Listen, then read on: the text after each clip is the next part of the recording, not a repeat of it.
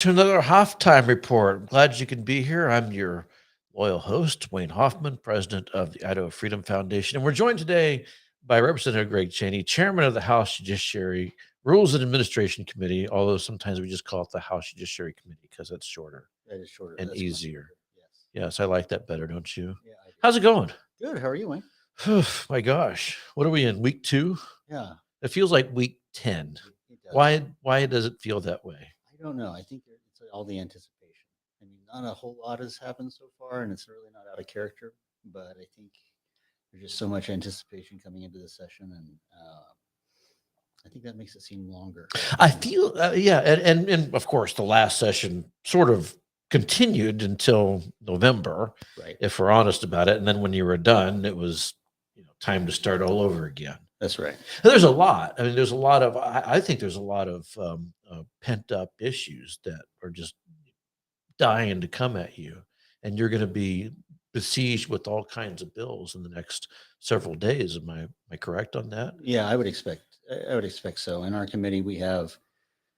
I think I only have 2 RSs, which is what we call bills before they become bills, and only have 2 sitting there that haven't been introduced yet, and there's no way that that's all we get. Oh, maybe it could be. Well, that would be remarkable. That would be remarkable. I think that committee turns out on average like 45 House bills a year, and so with our deadline coming up on the 11th of February to introduce bills, I would expect there to be a big avalanche. Yeah, a long line of bills to introduce. Let's get into some of the issues that you're facing, and some of these are right up your alley because of the committee assignment that you have. Some of them are more of interest to your constituents probably than they are relevant to your particular committees that you're chairman of. But if we're going to talk about legislation that you've already dealt with, I mean, obviously the biggest one was there were 2 big bills that passed the House, and you had one of them. And I still can't figure out, and no one has been able to explain to me why. Your committee, the Judiciary Committee, ended up with an education and insurance bill. Didn't go to the Business Committee, didn't go to the Education Committee. Why did your committee have that bill? Well, that big long title of the committee name that you were talking about, the last word's administration. So we handle administration bills, and that's Title 67. And Title 67 deals with things like the Administrative Procedures Act, so how agency rules get challenged and promulgated and all those things. Part of that's state affairs, part of that's us. That bill, from what I understand, originally didn't have any of the portion of it that was in the education title, Title 33, and it was strictly a Title 67 bill. And so I double checked with the parliamentarian. I think I personally know of at least 6 people who went and talked to the parliamentarian. She probably should have put in a please take a number outside of her door. But based on Title 67, creating a fund in the Administrative Procedures Act is a judiciary rules and administration issue. I've never heard something like that before. I mean, state affairs would have been the place. If you said Title 67, I would have said, well, that's state affairs. Well, but we've handled the administrative hearing officer bill repeatedly in our committee, and I get that. That makes sense. So, I get that. Administrative hearing officer, sure. And that was Title 67. Sure, but creating a fund dealing with education and insurance. And the other it was surprising. It was surprising. Your committee could have easily said, this is an education issue. Doesn't matter what title it's in. What matters more is the subject matter, and kicked it back to the speaker for what's the word I'm looking for recommitting to another committee.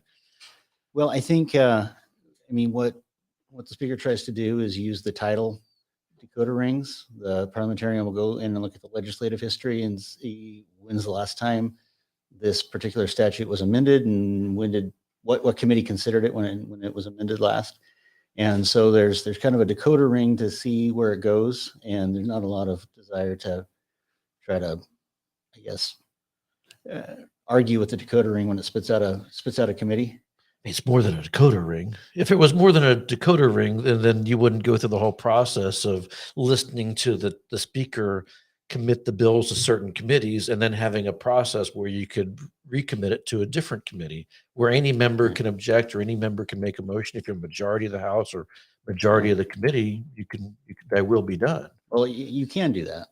That's within the purview. Usually Well, you can do that with this without a motion with the cooperation of the other committee. True. Right.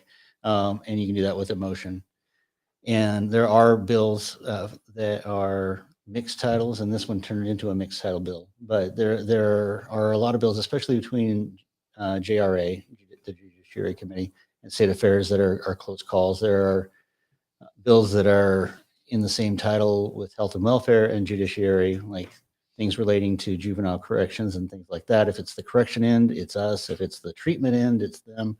And so, yeah, it can get, Okay. Well, it I can mean, get heady. I don't want to, get too much into the weeds over that. It was just one of those curious things to me that I had never seen before. And I kept asking folks, it's like, Right. why is this bill in this committee? And ultimately the other reason why it was sort of troubling to me is because it just seemed like it was just so rushed.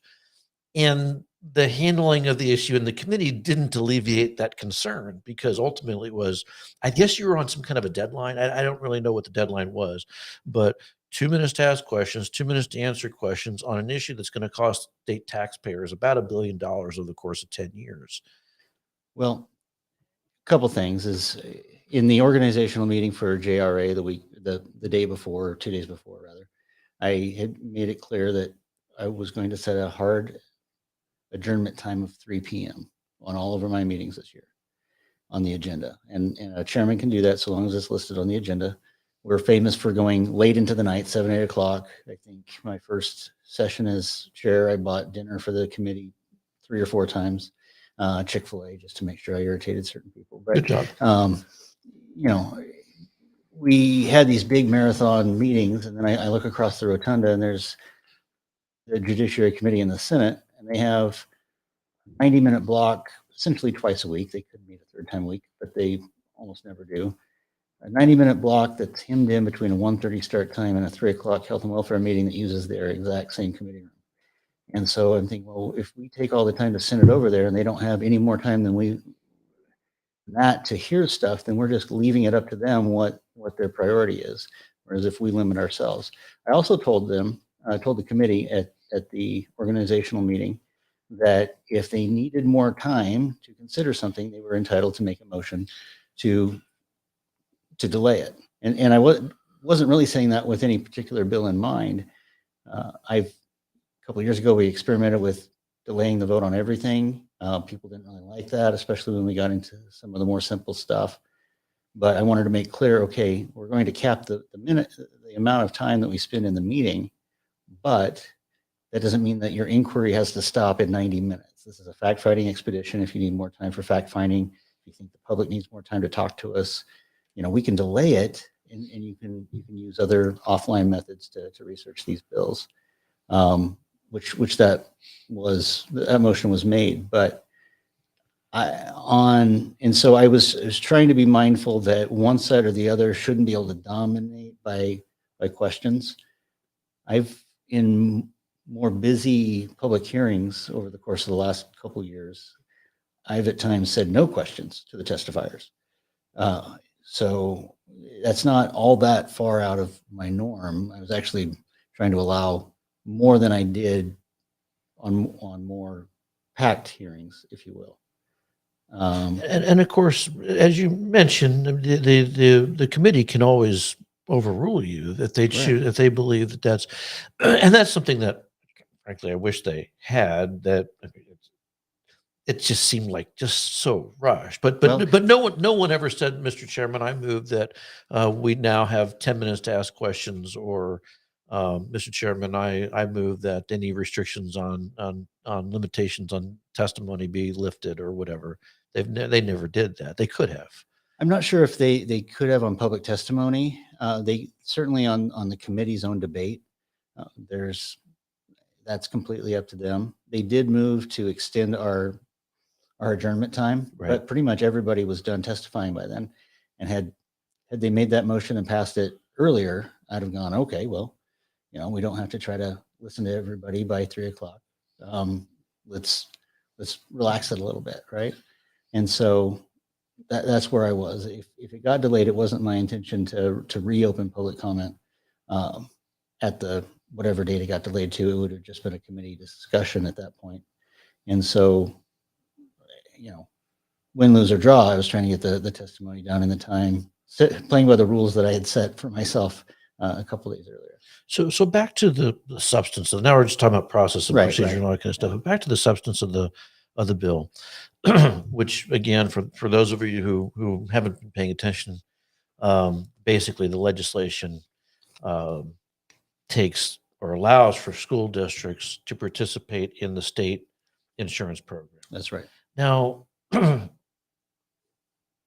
it's a fascinating topic, and I don't even know all about it.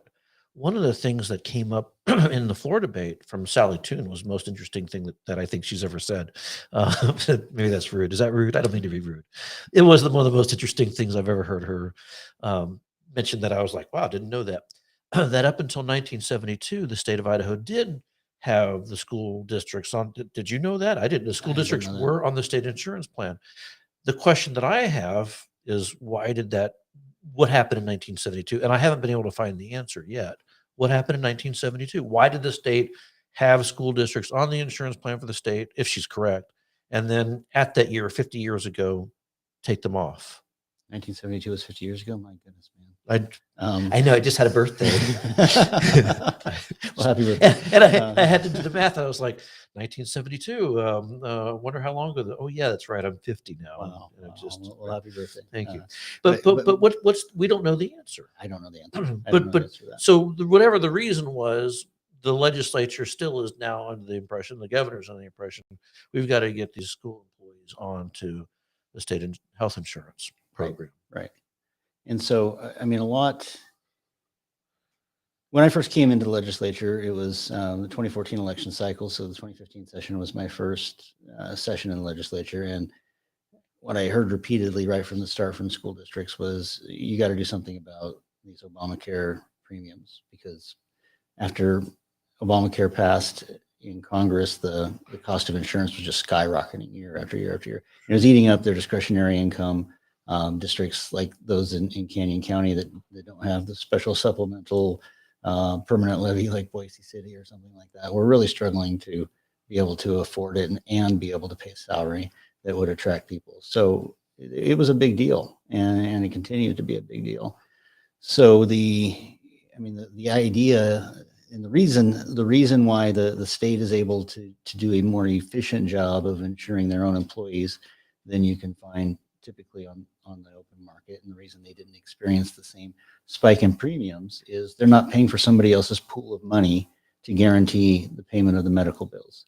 There's a reserve account, it's full of money, and so you don't have to pay somebody else for the privilege of essentially trading against their money. So if you have somebody that's working for you that gets ill and costs a lot of money, it's that reserve account, and it's also spread out over quite a few state employees. I can't tell you how many there are, but there's a lot.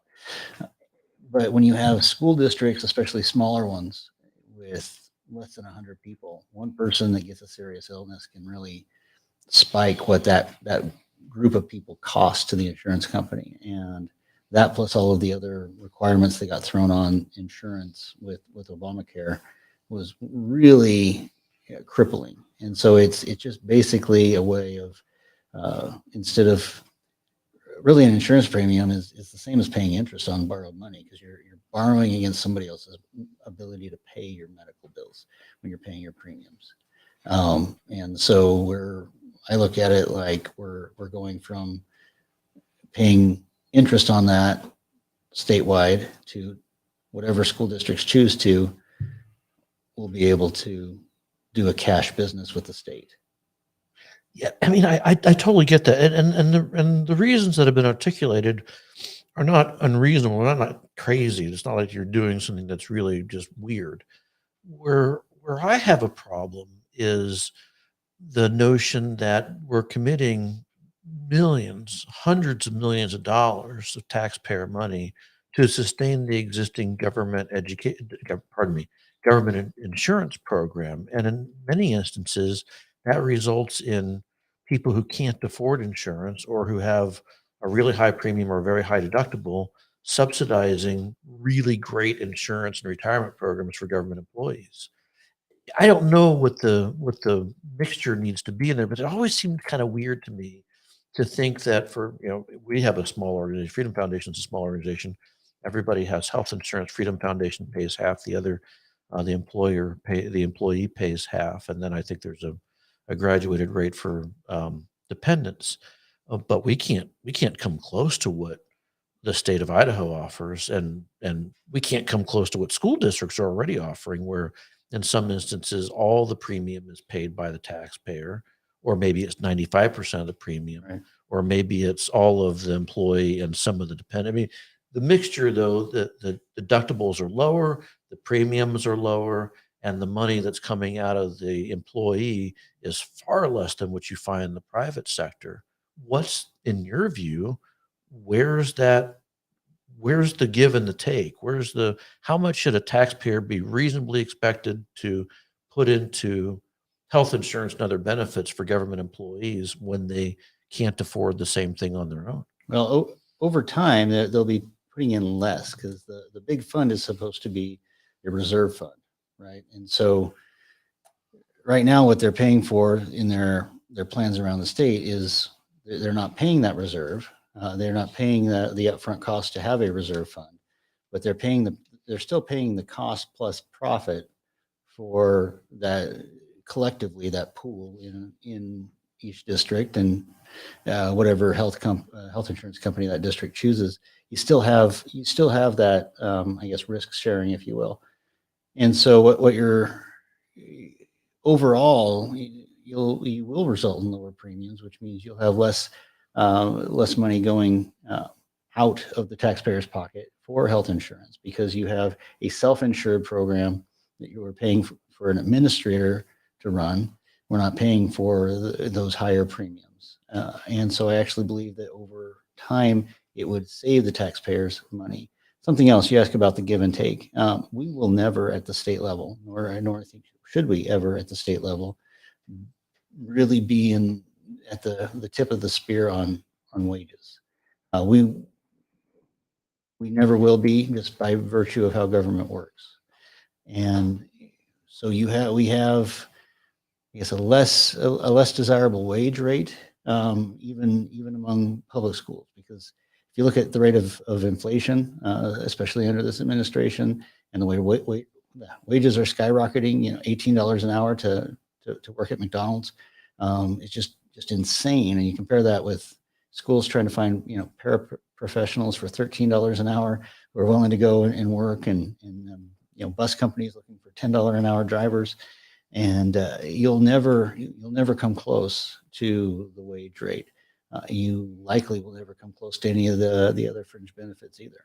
And so if pooling the money in a way that over time will save money, because you're not paying out a premium to use somebody else's money, and offer somebody the ability to stay healthier and going to work, then that's a benefit. I mean, I have a small business too. I mean, we have a similar arrangement than you just described. We will never come close to being able to offer that, but the private sector has much more opportunities for financial growth, for other opportunities way beyond what government service can, and so there is a trade-off there. We'll wait, have a little wager 5 years from now to see if the rates have come down at all. Okay. Who knows? I mean, you could be right. But then again, I've seen a lot of promises made about some of these programs over the years, and it's the good intentions. The intention is pure, probably. Right. I don't know if the result. I've rarely seen a poorly intentioned bill. Right, exactly. Yeah. Here's a bill, you should pass it. It's just really terrible. We Right. have all these bad intentions. Here's why you should pass this, so we can Exactly. see. Yeah, exactly. Okay, we'll get past that. We'll check back in 5 years from now, All right. and see which one of them is right. Maybe I'm wrong. It's a date. I don't know. Wayne's But 55th birthday. 55th. Right. Wow, I don't even want to think about that. Ooh, the good news is that when that happens, I can take you out and I can buy from the senior menu. Oh, in a there lot you of go. places. There you go. That makes it worth. That would worthwhile. make it worth it. You're Yeah. still too young. I'm Not by- yeah. I'll get there. How old are you? 40. 40. Yeah, for sure. Yeah, you're just a pup. Yeah. That's what all the old folks tell me. Right, It's like, you're right. just a pup. You're 50. Okay, moving on to other things. Last legislative session, the very biggest issue out of your committee, it seems, was this picketing bill that you and Burt Right. Green brought. In fact, it was so delicious that you brought it twice, and we named you Status of the Week, I think, twice Twice at for least. that. Right. Congratulations. Right. Unfortunately, you did not make it to the Right. quarterfinals. Next time, there's always next There time. is always next time. There's always next time. But tell me, are you planning to come back with that? Are you? Is this? Pardon the dogs. The neighbor dogs are bad. But are you planning to come back with? I don't have any plans to bring that back this year. I mean, I still believe that there's an appropriate way to engage in public discourse, and that there's a collision of rights between the right of privacy in one's home and one's right to be heard. And I think there's constitutionally comfortable ways of talking about that bill, but I don't have any intention of bringing it back. That was a tough one. It was a tough one. Yeah, I totally understand where you're coming from on it. I don't want people. I've told people this. People found my address online and they said, "I'm going to come to your house and I'm going to protest at your house." Okay, well they have the right to go do that. It's ugly. I think it's ridiculous. I've told people over and over again, don't go to somebody's house. They've got a place of business. And that place of business is usually the city government, the county government, the state government, whatever.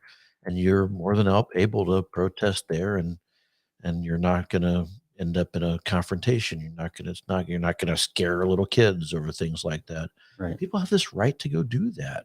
Why is that so hard? I mean, they have a right. They absolutely have a right, and there's hundreds of thousands of square miles where they have the right to do that. But like, Sandra Day O'Connor in a decision in the late 80s, she wrote the decision. Antonin Scalia concurred in the decision. He signed on to it.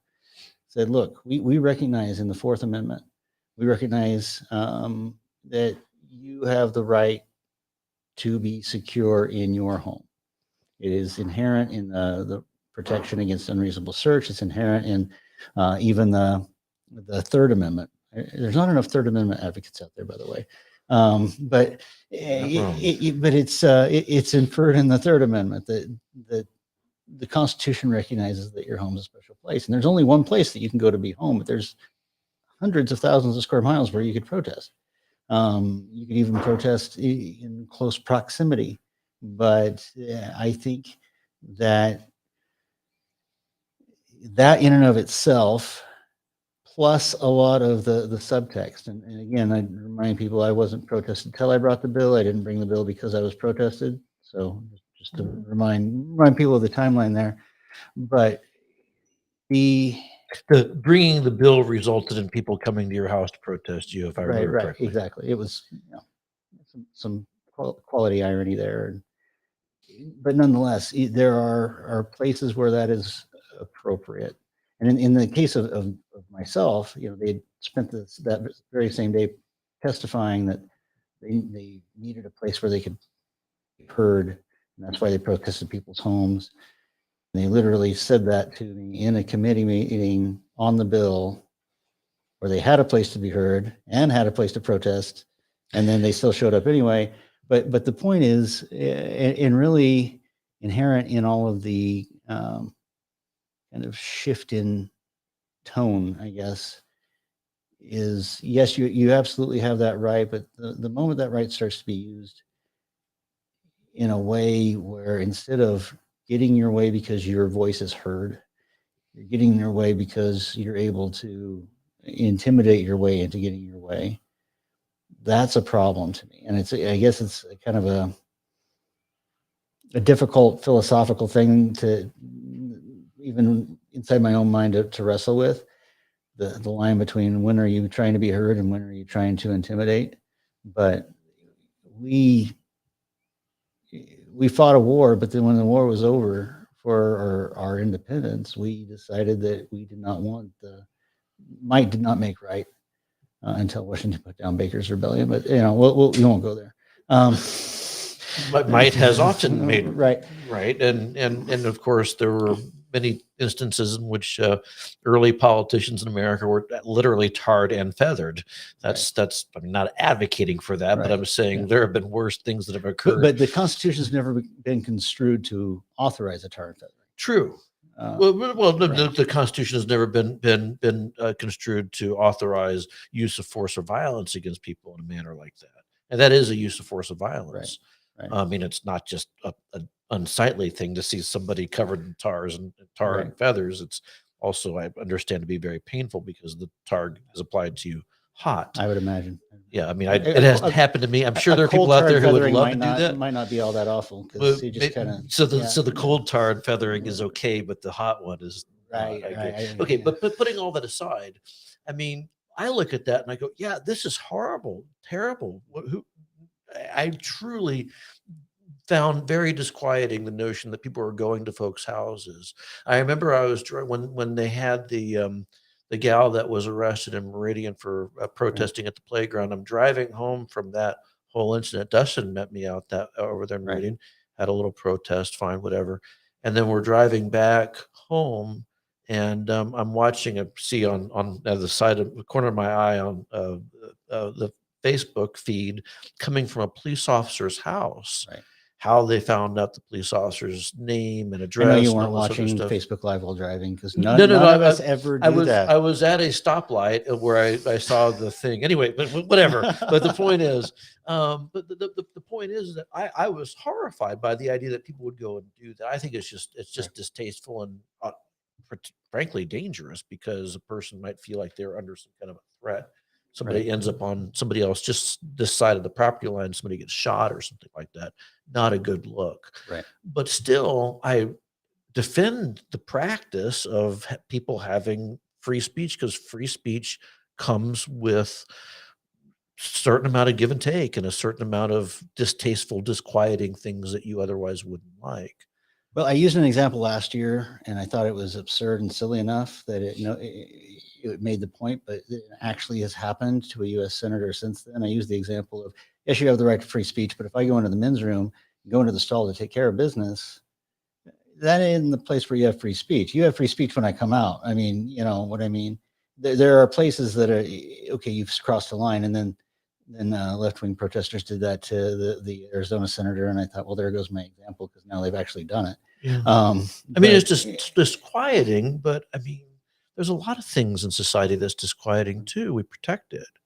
Well, we do, and it's not the speech. We were going to start arresting people for going to. I saw you follow a U.S. senator in the men's room, and it looks like you're possibly going to confront them about some issue. No, but apparently a U.S. senator can be arrested for being in the men's room. Never mind. Ooh, wow. Well, I thought we don't talk about those things anymore. We don't. I'm moving on. Okay. Well, the point though is you're not bringing the bill, but you still defend the premise. You don't have any kind of, you haven't looked at it and thought to yourself, maybe it wasn't the right policy decision. You can tell me if you kind of taken a look at it. No, not at all. I mean, from my point of view, it wasn't the speech that I was targeting. It was the location. Yeah, you have the right to call me whatever you want, but if I'm in the bathroom doing my business, then you should probably wait for me to pull my pants up before you do it, right? But you know what's interesting, though? Well, sure. But you know what's interesting? And by the way, when I was a reporter, I have interviewed people in the bathroom. I have been standing at urinal number 1, and a subject was standing at urinal number 2. I heard rumor that Popke was a master for pulling his feet up in the stalls. Popke, there were stories going. I don't know if it was ever true. I was working at the Statesman back when they first were going after Larry Craig. This was before the story came out in 2007, but there were some efforts even back then in the mid 2000s or the early 2000s, I should say, to tie Larry Craig to rumors from the 1980s dealing with, there was a House page boy scandal in the 1980s that Larry Craig peripherally was pulled into. I wasn't here. I was in another state at the time, wasn't a reporter back then.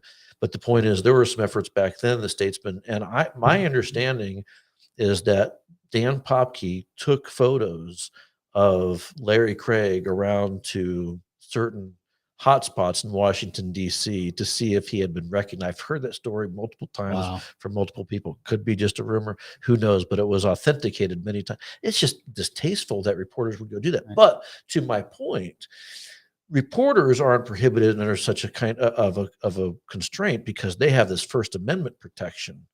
They're the press. So you won't stop a reporter from going and following a public official into a bathroom to ask them questions, nor might you stop the media from standing in front of a public official's house or a person who's been thrust into the public spotlight and waiting for them to emerge and ask them a bunch of questions. There's nothing in there about that. And that's also a bit unseemly. How do you deal with that issue?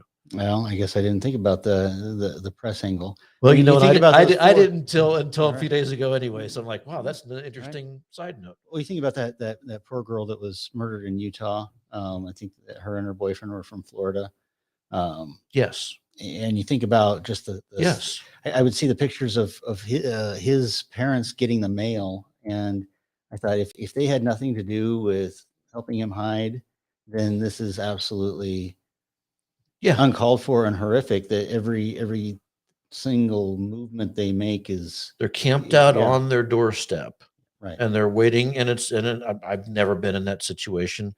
I have been a reporter on the other side of the line, and I found it very disquieting where families of murder victims were being harassed by journalists.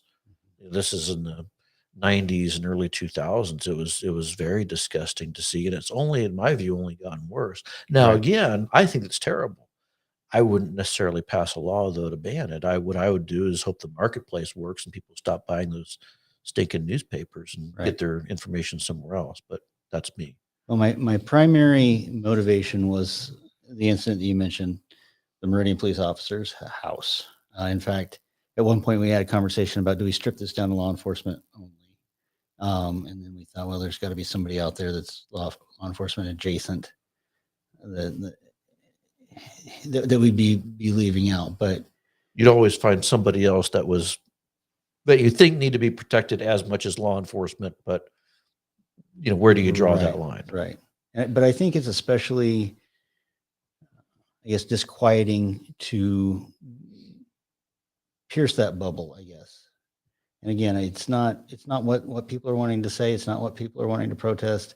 It's simply saying, let me come out of the stall and you can talk to me, on my way to wash my hands. That's fine. Let me pull up my pants and there's an appropriate bubble. Pants must be pulled up. Right. Rule. There's a bubble. There's an appropriate bubble there.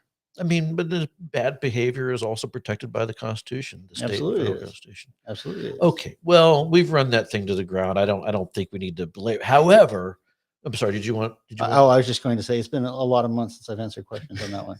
So, well, I thought that it might come back, and that's why I asked okay. it again, because there was so much passion about it. And the reason why I wondered if it would come back is because I don't know whether it was that bill or some other bill that made you, Greg Chaney, chairman of the Judiciary Committee, like the poster child for the folks who are more or less affiliated with my side as being you've kind of taken on the role. You, Jim Jones, and Bob Custer, the anti-extremist people.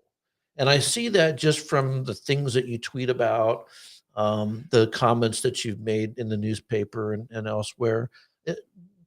Is that accurate? Is that a fair assessment that you're now you're the guy who's taking on maybe the Wayne Hoffmans, the Freedom Foundation, maybe the Ammon Bundy or Janice McGee, and you talk a lot about Janice in your tweeting. Ron Nade, Priscilla Giddings, others who you find to be quote unquote extremists on the far right. It's kind of turned into that. I mean, I think step one was more. I ironically proposed a bill over the summer of 2020 that was, as it turns out, I didn't realize at the time it was an ALEC model bill. It was that was the right immunity bill. Right. And it was an ALEC model bill. It was an ALEC model bill. I think that qualified me to be a raging liberal, apparently. But it was shocking to see ALEC take the position that in order for you to qualify for immunity from the government from COVID, you had to follow the COVID protocols. And I mean, it surprised me that came from ALEC. Right. I mean, in hindsight, was that the bill you would have wanted it to be? No, I was trying to be more collaborative, but really I didn't want to really extend too much liability protection. I was trying to, the ability to even prove where you got COVID Right, is that was the miserably point. difficult. And I didn't I think got was, it from there. I was in Exactly. Walmart, and I definitely picked it up when I was in Walmart. right. That one kid sneezed and that's Right, where I that's got where it. I got it. Yeah. And I think that's I think ridiculous. that's a legit argument. But if you're, I don't know, if you're spilling samples all over the place of, positive COVID vials or whatever, then okay. Yeah, you're being done. You need to be able to be sued. And so I didn't see how a wide open, here's your blank check immunity was a good idea, because for the life of me, I couldn't think of a situation where you'd be able to prove it in the first place. And if it got that bad where you could prove where you got it, then there might actually be something dumb that you should have to pay somebody else's expenses for. I mean, a lot of people incurred expenses and still incur expenses from missing work because of they get sick with the stuff, and maybe it's the protocols, or maybe it's how sick they get, whatever it may be. If somebody else is so stupid that you can trace it back how you got COVID from them, It probably is something there's that- probably something there that was above and beyond just doing your best, and it's not because you didn't wear a mask when you went into the grocery store. I mean, there's got to be a step above that. So your name gets attached to the bill. Right. The bill ends up getting defeated anyway. Right. It ends up a different bill that doesn't really do very much passes the legislature in that special session. Right. But you end up still being the guy. So what is this? And by the way, I guess I'd start out with, what do you describe as an extremist? Am I an extremist, Greg? I don't think you're an extremist, Wayne. I define extremist less by the positions taken, and hey, there's that Marco Rubio grab. Yeah, I just did it. Less by position, and more by approach. Is that what I mean by that is, you and I can, you, me, and John Doe over there could all agree that we want low taxes. You and I might have different ideas of how to accomplish that, but John Doe over there wants to blow up the IRS building. I'm using absurdly off the wall examples to prove a point, but I disagree more with the tone and tactics, I guess, than the positions that people take. If people have a different opinion, I've never had a problem talking to somebody about their difference of opinion. It's the extremes that are taken. So help me out. What are those? Give me examples in Idaho of what you think are extreme, not, I guess, in the positions, but in the way in which they approach it. Well, first of all, there's a lot of in kind of at the more base level, there is what you might call either willful ignorance or hyperbole, and that's part of politics. But I think in the social media age, where anybody with a phone can get an audience, I think that it's ramped up. And we all go to our own little corners to get our information, and we distrust everybody else's information. But certain comments about how, well, this bill that got brought is part of some deep state conspiracy between. I mean, you wouldn't believe the nonsense that was connected to me. I even saw a conspiracy theory when I was sick with COVID at last session, and there was a recess shortly thereafter that I was faking COVID because I wanted to for some reason stop the session. And I was laying at home, like sick as a dog, and reading that, and I with all the strength I had, chuckled. I didn't have much, but I'm like, oh great, I just got winded walking to the mailbox, but all right. But anyway, there's that. I think in the world there's enough bad stuff happening that when you start taking benign stuff and escalating it to this nefariousness that you see of certain people twisting it into some big grand something.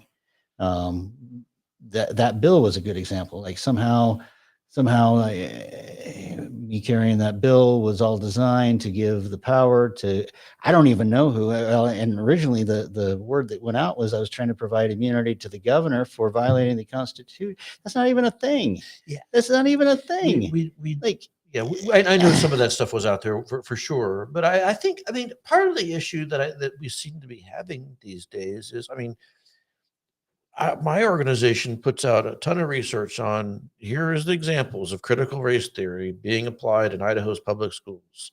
And then the education establishment comes out and says, oh, there's no critical race theory in the schools. And then the media will report that there's no evidence that there's critical race theory.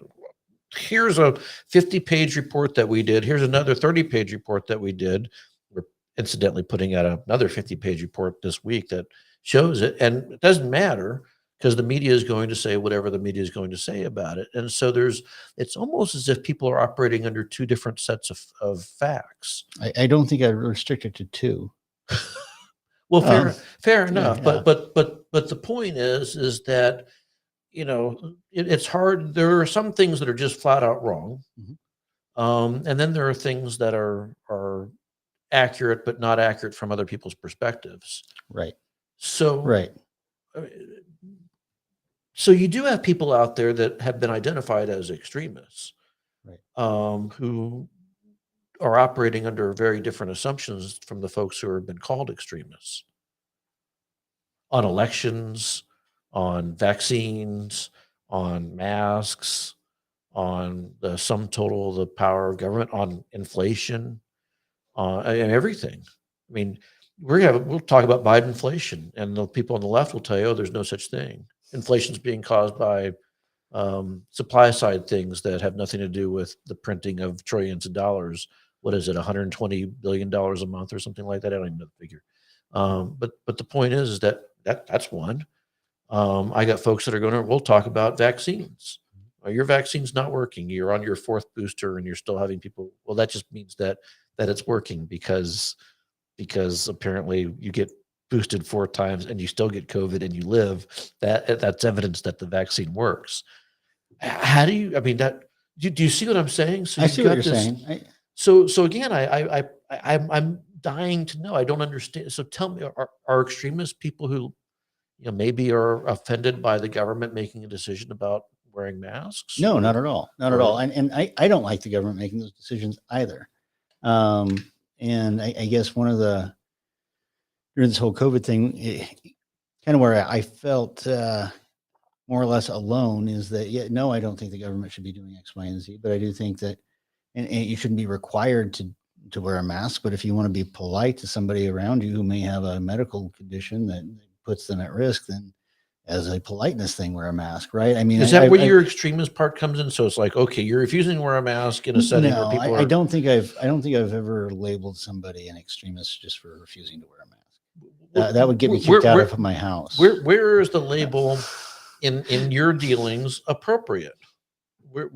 Tell me where you think that label fits in Idaho, in the Idaho political construct. If you're not making at least a good faith effort to discern objectively verifiable facts, and you are, what's an example of one of those in your recent that makes you that makes your blood boil a little bit?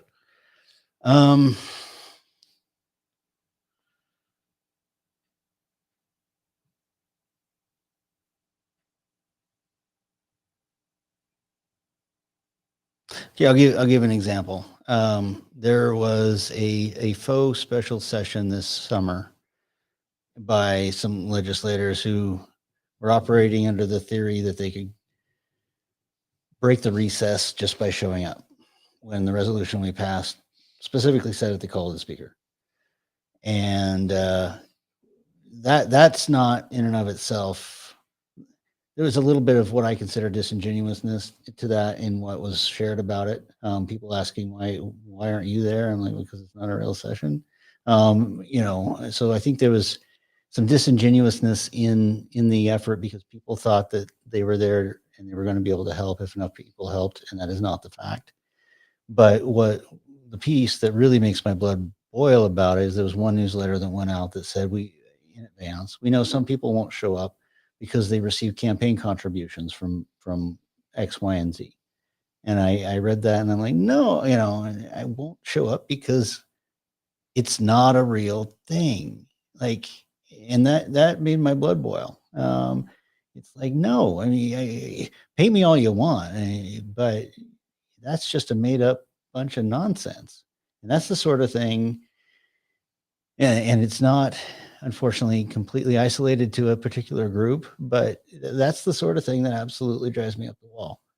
Is okay if you want to show up and if you want to show up and you want to try to make a statement, fine.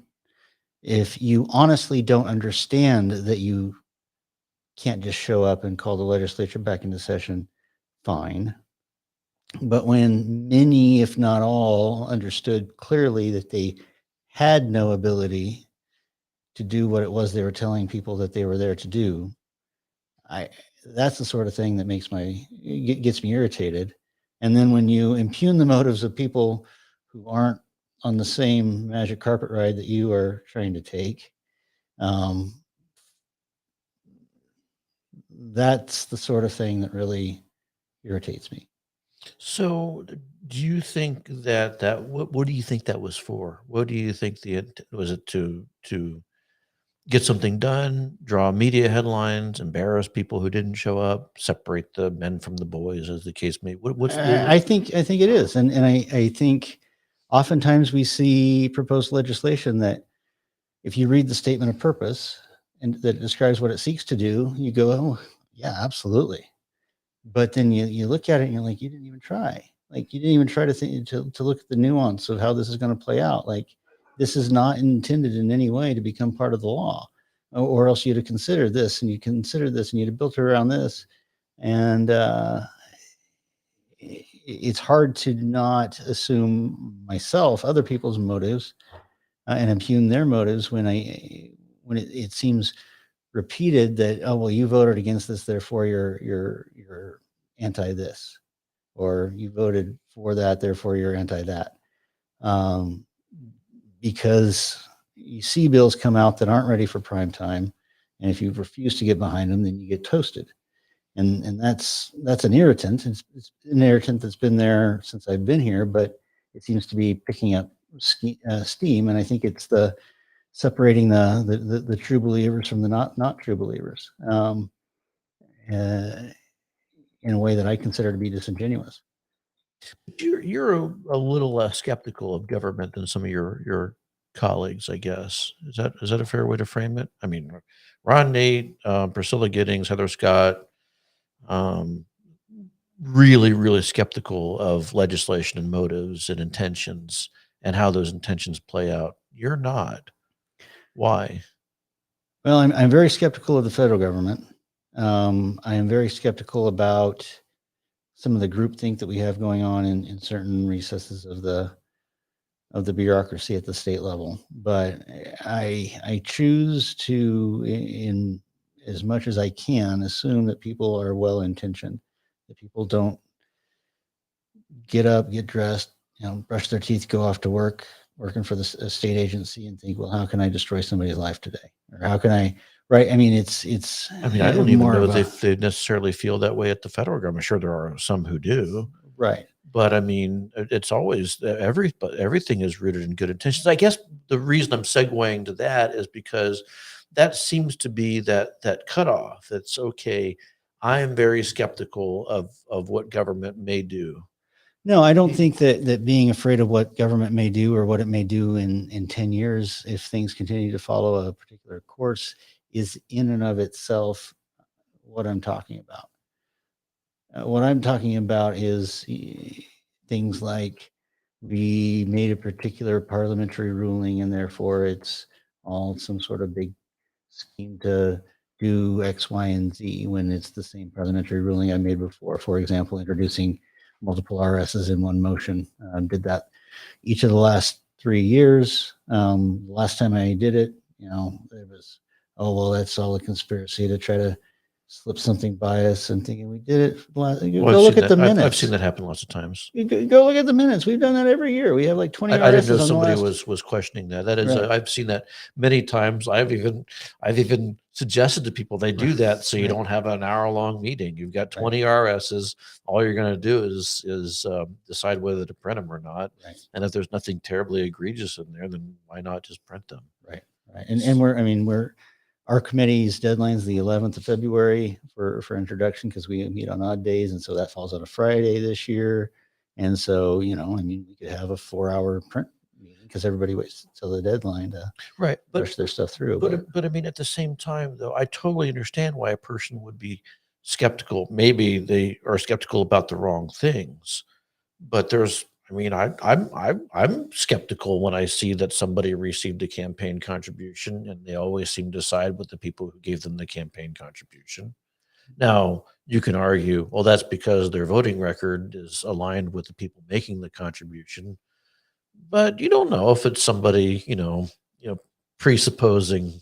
I mean, I'm still trying to figure out why so many legislators who voted for the Patient Act a couple of years ago will tell me that was the worst piece of legislation they ever worked on, and yet they all voted for it. And so the part of you goes, I'm sure it had nothing to do with the fact that it was being brought by Idaho's richest man, a multi-billionaire, who says he's going to help out with some campaigns. That's just. I haven't seen a contribution. I don't believe. And I don't know. You could go look. Yeah, But and no, yeah. he didn't. I mean, he made some Facebook ads that said, "Thank you, Representative so and so, for voting for the bill." But it's not actuality; it's potentiality. It's he might go and help my campaign, or he might hurt my campaign. At least in the case of one of your colleagues, he actually hurt that campaign. That was Brian Zollinger. Right. So maybe that the payoff was in opposing his legislation. I don't know, but the point isn't that. The point is, people who watch from the outside start making these connections, and they start drawing conclusions, rightly or wrongly. And sometimes perhaps they're right, and sometimes they're wrong, but they're making connections they never made before. And I understand that. And what really irritates me is one, when that's carried to a kind of an extreme conclusion. All right. I mean, you voted for this bill, therefore I believe. I mean, I hear occasionally, all the time, and I have since the 2020 session, well, you're doing it for all that federal money.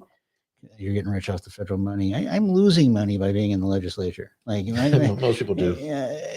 So don't. I mean, you can comb through my finances anytime you want. I'm not benefiting at all from that. I mean, anyway. But the real irritant is when people who do know better help with that perception. Those are the people that you're struggling with. Those are the people I struggle with. And you're going to name them now. I'm not going to name them. But you occasionally name them on. I will name specific instances. And I don't like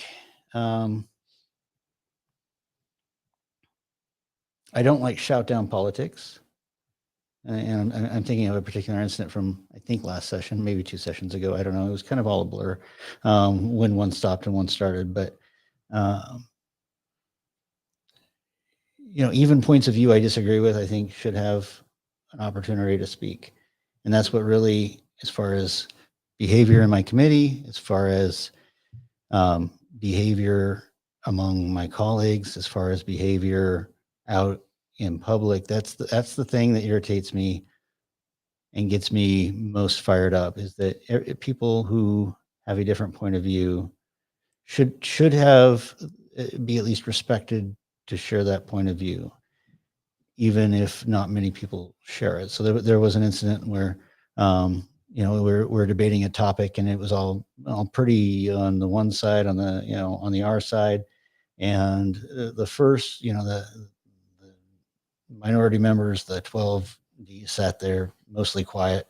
And the moment somebody popped up and started talking about it from the other point of view, people started jumping up and objecting to what he was saying. He wasn't really saying anything that offensive. He was just sharing an alternative point of view.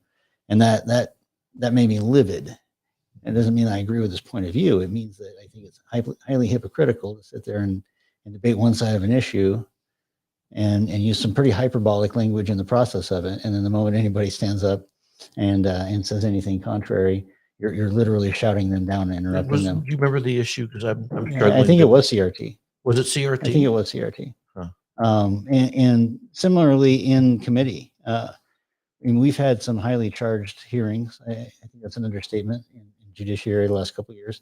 But you know, we've had the room packed with people from the left. We've had the room packed with people from the right. You know, I absolutely endorse people's ability to petition their government, but when you're confrontational enough and loud enough that somebody of the opposite point of view would not feel comfortable coming in and sitting down and waiting their turn and sharing their point of view, things have gotten out of control. So is that the reason why you shut down the debate over the trans surgeries? I mean, that was my recollection of how that went down. There was a hearing on it. I think the committee recessed to consider the issue. They're going to vote at a later time. And you put out a letter that said, no, we're not going to do a vote. Yeah, that was a year we were experimenting with a committee rule that we'd adopted where it was we would have informational only hearings, and then the committee would be committee consideration would be at a different time, and it was mostly based not on the testimony so much as the specifics of the bill, and just kind of where I felt the committee was struggling. There were those that were dead set against it no matter how it was written. There were those that would have voted for it as it was.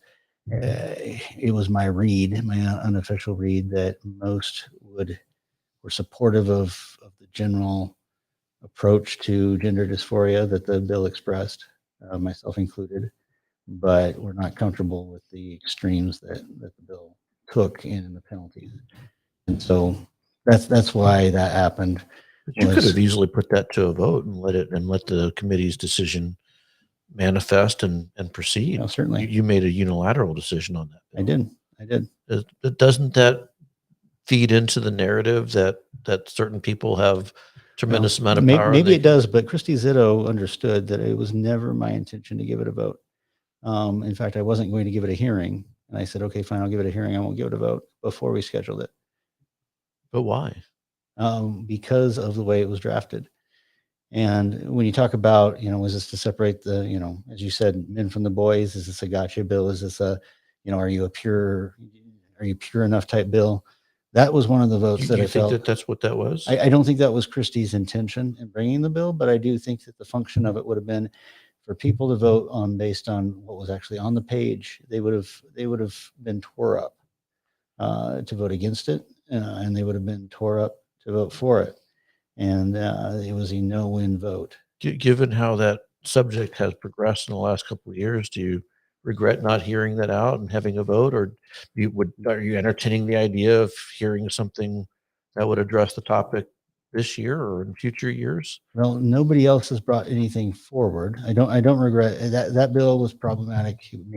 One is it put at risk a genital mutilation bill that had been passed the year before. There's a law. So just by way of reminder to the folks who are watching, there was a piece of legislation that passed in, I want to say 2017, dealing with female genital mutilation. Right. Also known as female circumcision. Yeah. And that bill passed overwhelmingly. I think it was brought by a Republican and a Democrat. And the proposal was to take that bill and add to it restrictions on any kind of youth genital mutilation. So giving hormone suppressing agents to a young child blocks puberty, boys or girls, that would be illegal, or performing surgery on them or things like that. Right. And it didn't just tack it on. It amended into it. It blended into the language. Right. So, and we just had the Edmodo decision. And so, and go ahead and remind people that the Supreme Court ruling on it was a at that time it was just a district court ruling. I think it was by that's Judge true. It hadn't gone to the Supreme Court yet. Yeah, and so here's this district court ruling saying that the state has to pay for the gender reassignment surgery of an inmate who identifies as transgender. And so I'm looking at that, thinking, okay, well this entire law is going to be enjoined. which means it would enjoin the entire thing the way it was blended together. Number two is it was a pretty severe felony provision, and where we just had the court order the state to pay for it on an inmate. I didn't think there was any one reasonable chance, and two, based on the, I guess, the public perceptions about transgenderism, that a parent who did that for their child, in my opinion, is doing the wrong thing for their child. However, I did not think it had the same malice inherent in it as the penalty. I think that most parents who opt to support an underage transition are grasping at straws. They're trying to figure out how they can help their child. They've read the same articles I have on the suicide rate. They want to keep, and so the point not being that I agree, but the point being is I didn't think it warranted a 28 to life prison sentence when we had courts and medical professionals prescribing it. And I don't think they should, but when there are medical professionals saying, well, this is the appropriate way to treat, which is why we lost Edmodo. And you have courts saying, well, yeah, if the doctor says it, then you got to do it. It's like, okay, we have some steps we need to take in the meantime. And so when I think I did the following session, get approached by somebody, I can't remember who, about that bill. And I said, well, if we can, I think at that time, the Edmodo decision was still pending, going up. And I said, okay, well, let's see how that goes. Because if we lose that, and if we lose on Representative Ehart's bill, then we don't stand a chance. Representative Ehart's bill being the trans athletes legislation. Right. Men and boys can't compete in women's sports, right, pro sports. Right.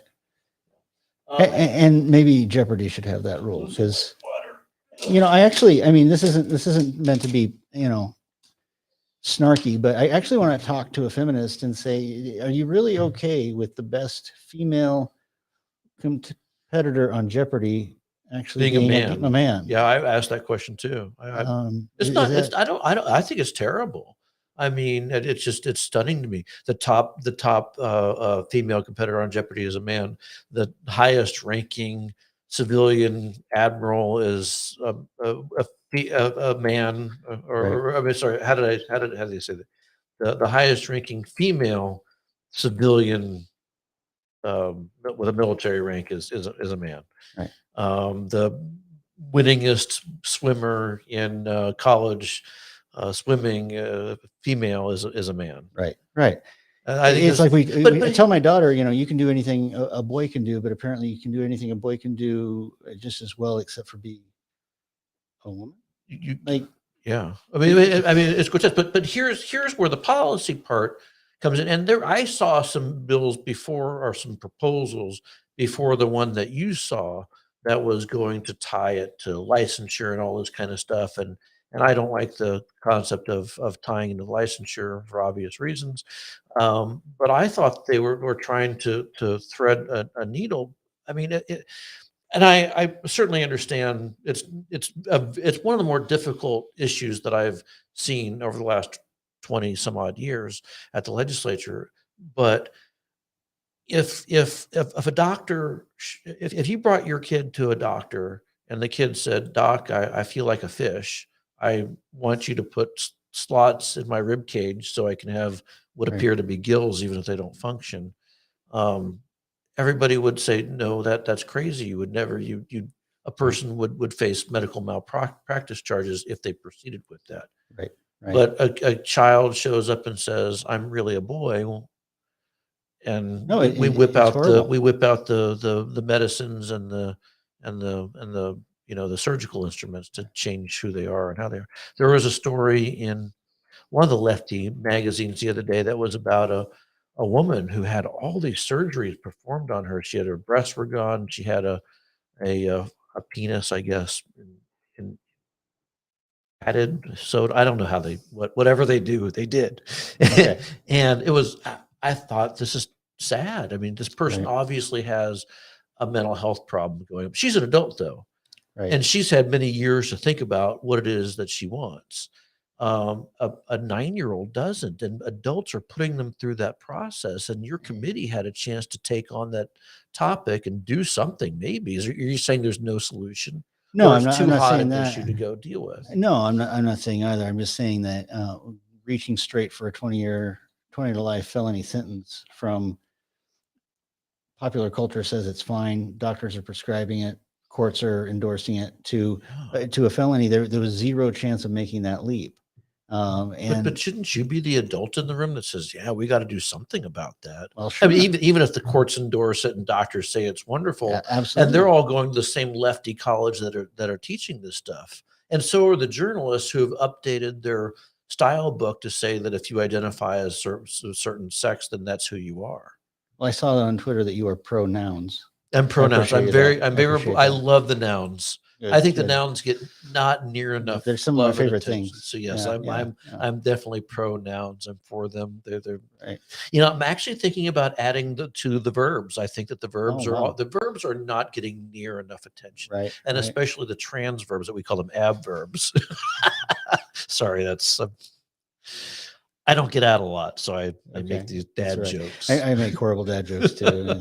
But the point though is you have this responsibility to deal with these really, really big issues. And I get the fact that you looked at this and you went, oh my gosh, the sentencing is out of proportion. You put somebody in prison for life, and then you make a motion to go to general orders and you fix that kind of stuff.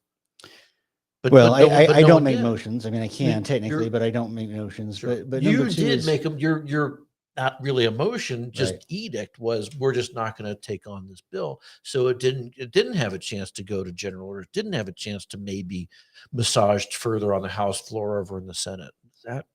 Is that how that process is really supposed to work?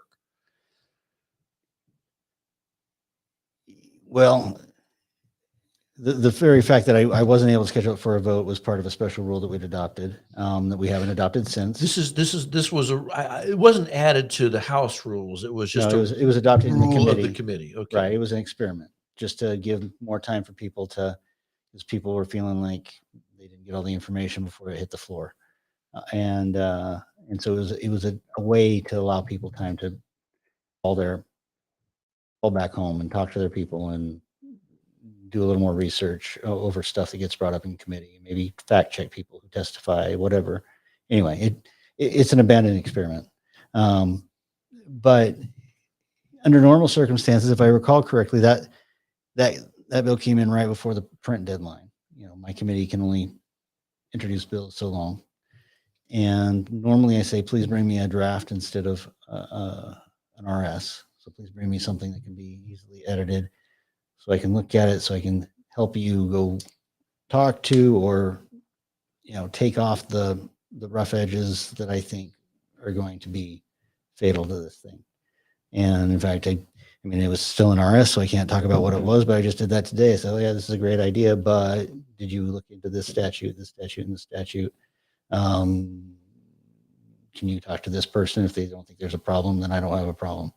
And so, I mean, that's part of my role is to, not be annoying, but to make sure that you have legislation that can actually be added to the law books without causing more problems than you're fixing.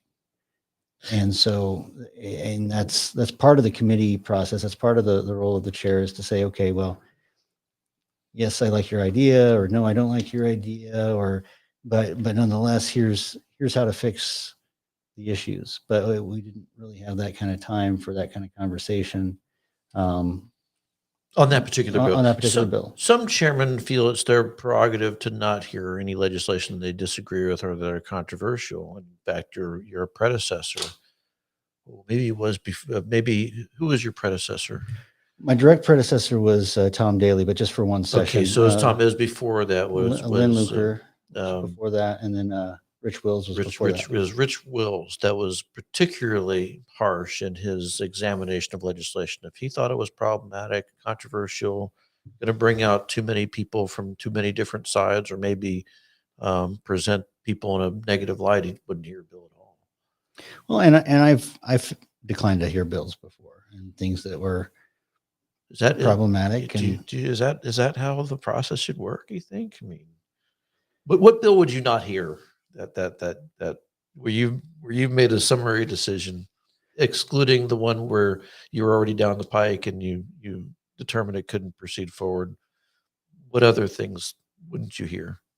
Well, I didn't hear a CPS bill or two. I mean, I have heard a lot of CPS bills. In fact, I've had panels brought into the committee to talk about the CPS issue, but there was a CPS bill that was problematic, just from the standpoint of essentially there'd be nothing no point at which there could be any intervention. And I believe that parents are the number one.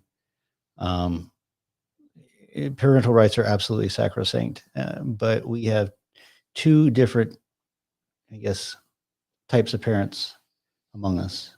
You know, the involved parents who are doing their best, and maybe they mess up. They don't need the state coming in and kicking them around, taking their kids. That's awful. And then you have people who legitimately have substance abuse issues, who legitimately have unaddressed psychological issues, who don't recognize what a sanitary condition is for a child.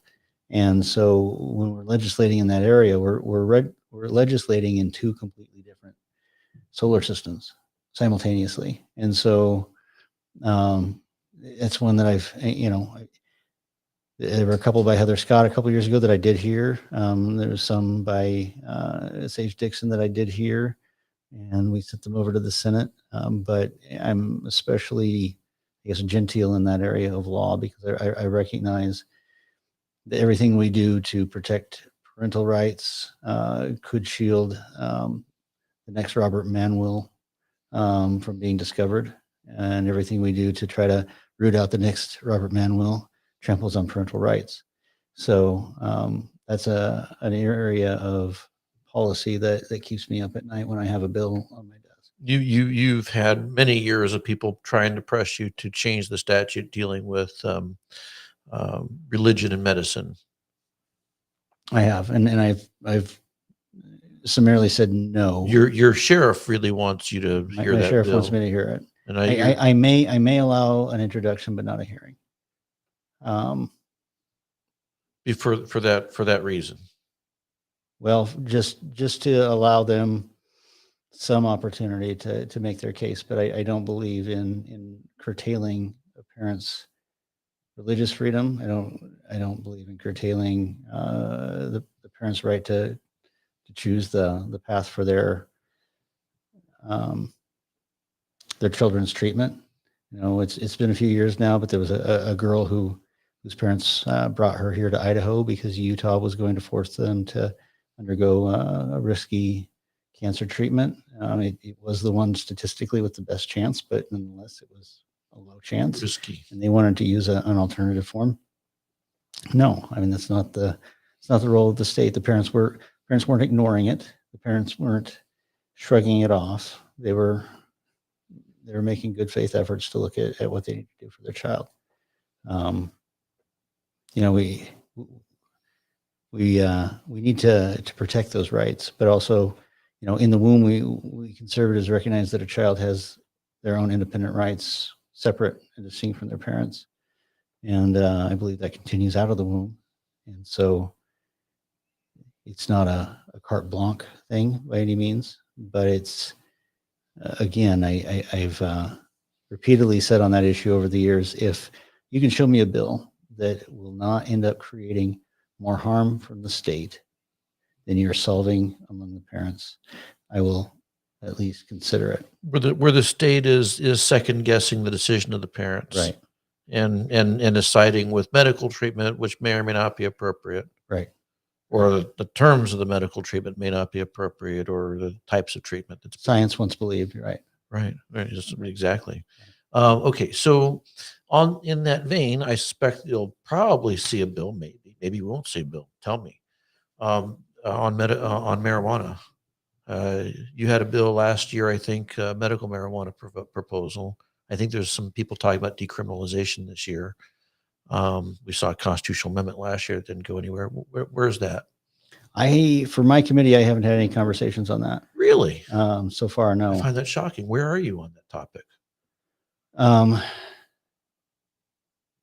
I was more in favor of medical marijuana until I went to Las Vegas with the family over summer vacation, and I know they have it legal recreational down there, but just walking down the strip, you couldn't go 100 feet without getting a blast of marijuana smoke in your face, and it's an infraction to smoke it on the street down there, but what do you do? There's Not a billion enforced. people and 5 cops, and I mean,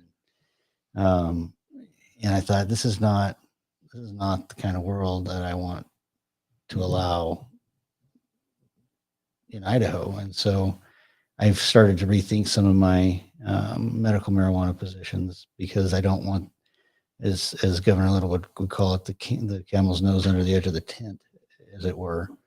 Because I mean, you're very, very, very close to recreational by the time you do medical, especially the way California did it. But isn't the camel's nose? I mean, isn't the camel sitting by the tent? Meaning, you can just go across if you go to Ontario, Oregon, or you go to Clarkston, Washington, or you go to a dispensary, Jackpot. outside. Yeah, I haven't been to that one, but certainly there are some. Oh, not that one, huh? Not that one. I've been to all the other ones. But if you go drive, down the road from Rathdrum, if you go down the road, if you go just over the other side of the hill from the University of Idaho water tower, you can see the dispensary from the campus. It's right there. And so you have people who, I mean, I don't know that they're committing crimes, because your crime rate hasn't changed. So I presume, and I've seen people who go into the dispensary who are just ordinary people dressed to the nines. They've got off work. They're wearing suits and ties. They're mechanics. They're, dusty or dirty. That wasn't me. And there are, That was I not did me. not see you. Oh, I can okay. attest it. But all the cars in the parking lot are from Idaho. So they're going across the state line, purchasing marijuana, filling the tax coffers in Oregon and Washington, and then coming back over here and using it perhaps for medical purposes, perhaps for recreational purposes. But they're in violation of state law the moment they cross the border, and subject to whatever the state wishes to do to them. And now I continue to support the CBD oil and that sort of thing, but my thought around that is, at least so long as it's still a misdemeanor, people are keeping it out of sight. You're not going to be walking down the street in Boise anytime soon, hopefully, and get a cloud of marijuana smoking in the face of you and your kids every 100 feet. Because even if they do that every day, they're at least keeping it under wraps. And that's what you'd rather, out of sight, out of mind. So it's illegal, but no one's gonna bother. People are still gonna buy it and use it illegally in the state. And so that's that may be where we're at, as far as that's the policy surrounded. of Idaho. We're surrounded. You We've go been anywhere to surrounded. buy it, and as long as it's a sort of a don't ask, don't tell weed policy. Well, and if you're really dumb and you drive with it, or under the influence, or any of those things, then there's still that. But if you're driving with it, that is still. So in other words, I'm a cop. I pull you over. You got a tail light out, and I say to you, "Hey, you got any illegal drugs on you?" And if they tell you yes, then that's probably bad on their part. Right. But if they consent, it happens. If they consent to a especially search, when they're high. well, perhaps you're not. They're just driving Right. back from the dispensary and they've got a bunch of weed in their car, and they stick a drug dog on them. I don't know what happened. There was a case over in Canyon County. I don't know the particulars of it, but there were 3 people arrested on drug charges, and the only drug they mentioned was marijuana. So I don't know if there are other things involved, but so you've got a marijuana charge, and then you've got the trafficking, because it's over a certain amount. I don't know what the amount off the top of my head I can't is. think of it off the top of my head.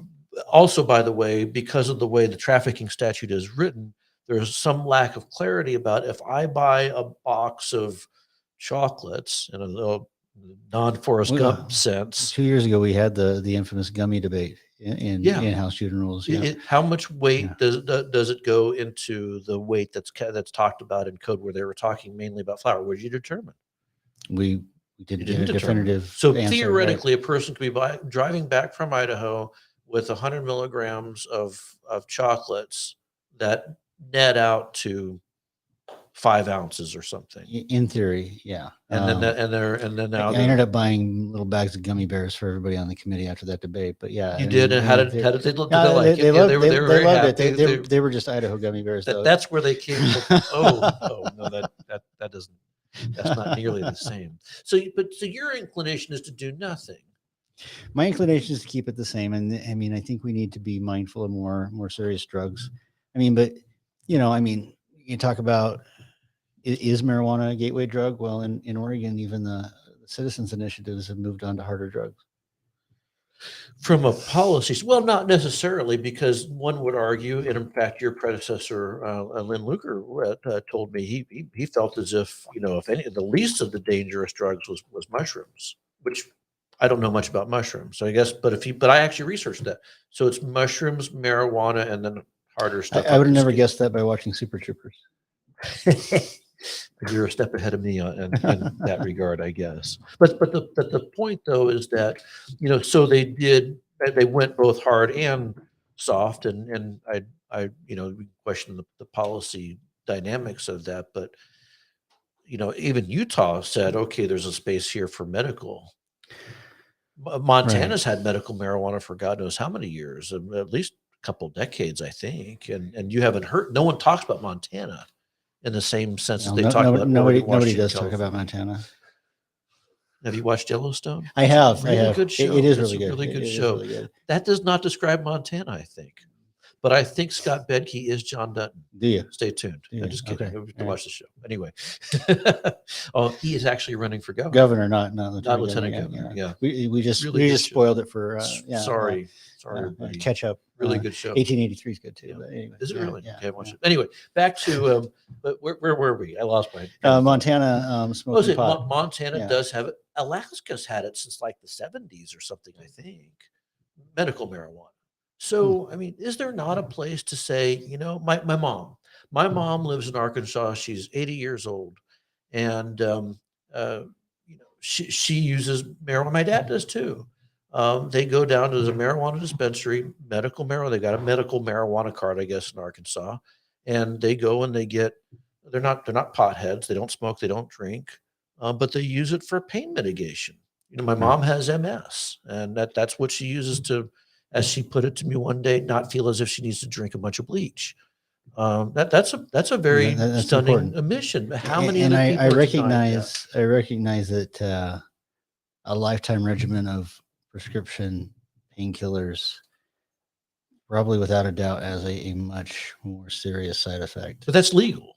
And we condone that. We condone you going to your doctor's office and buying a bunch of painkillers, or getting prescribed a bunch of painkillers, taking that home and abusing the hell out of that, and that's okay. I mean, it's not okay, but it's certainly more respectable than smoking some weed or eating a bunch of gummies or something to alleviate your pain. Here's what I keep hearing from my friends who moved in from primarily California. But I've talked to people who moved in from Colorado as well, and they said once it was medical, it might as well have been recreational on the first day, because it became laughable what it took to get a. You just everybody shows up, you got a hangnail, and suddenly you have a car. I get that. I have anxiety. What's causing your anxiety? I'm out of pot. Yeah. Right. I can see that. Yeah, that's a very, very, very distressing time. You're just oh my gosh, I'm certain I had one more nug left, and now I don't. Now I got to go do something about that. Right. Anxiety hashtag. Right. No. In seriousness, though, I get that. California botched it, but other states didn't. And ultimately, how many things can you say that about, by the way? What's that? How many different things can you say that about? Not very often. Right. Well, I mean, California botched something, but California has botched so much. I mean, they botched a lot. But the other thing that California had that was a problem is that California has been degrading honest, respectable work in favor of welfare programs. So when all you have are welfare programs and no respectable jobs, then you turn to drugs or alcohol or other things to fill your time. I mean, they have a societal problem. Oh, I agree. That we don't have, but we do have people who are in intractable pain, maybe stage 3, stage 4 cancer or something like that. And they have to break the law. They have to risk, getting in conflict with law enforcement every single time they go across the border. And I mean, I don't, what makes Utah so different that somehow Utah's managed to figure out how to do it? I guess it's working. I haven't heard a lot of stories from Utah, pro or con. But the point is Yeah. you're not expecting to see would you be favorable to a decriminalization? Maybe that under certain parameters, maybe you go to Oregon, you go to Washington, you come back to Idaho, you leave it in the container, you leave it packaged, you don't access it whatsoever, from a dispensary to car to home, and it never leaves, never enters the public. That's decrim. I don't know about a blanket decriminalization. I could see like a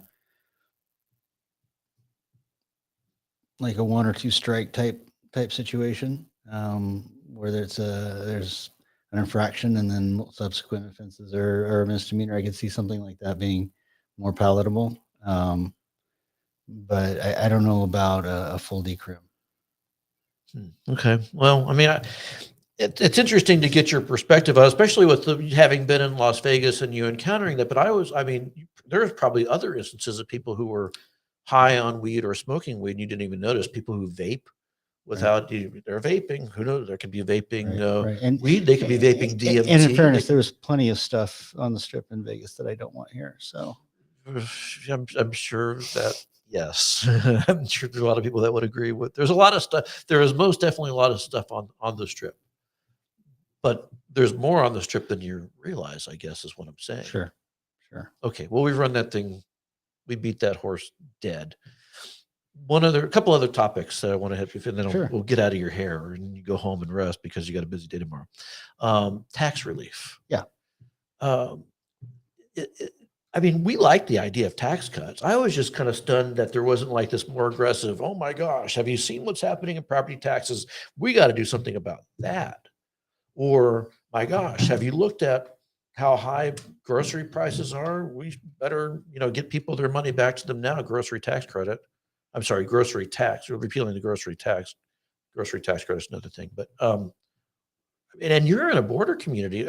You're in a border community that is facing high property taxes, and neither one of those issues got addressed in the first go round. Right.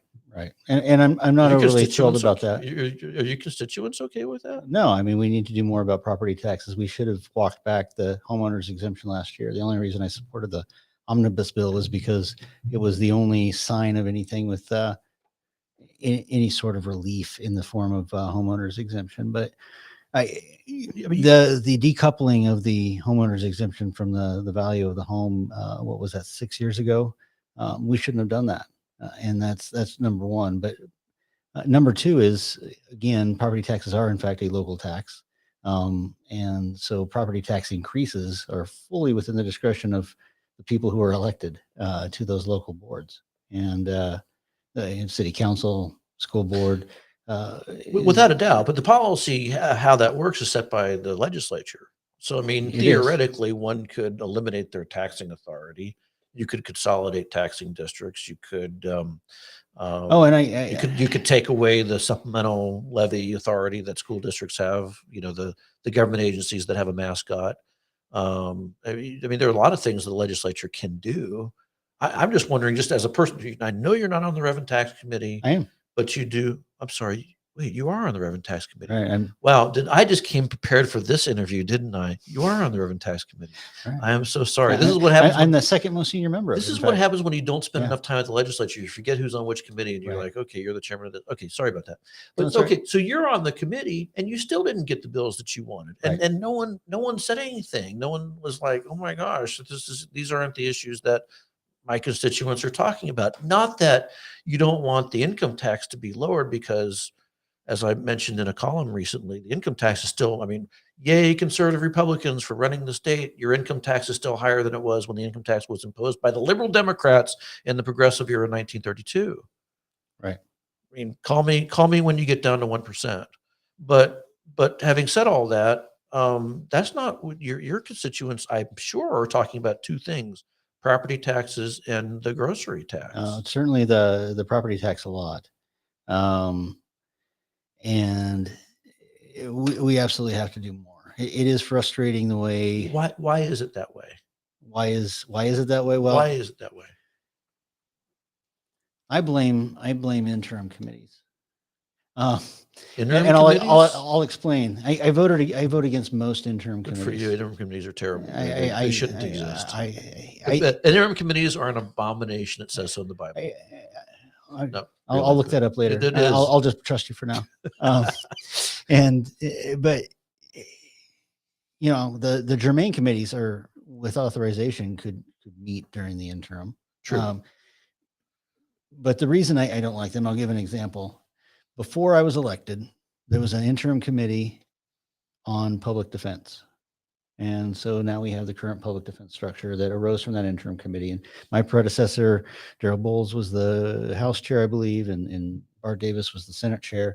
And any attempt to touch or tweak the way a public defense works was been for years foreboding, because by golly, that's what the interim committee recommended. Mm-hmm. And frequently, and we saw this a couple times with things like campaign finance reform, where there was this kind of groupthink in the interim committee, and then they showed up to the legislature, and that's not what anybody else was thinking. And it just fell apart.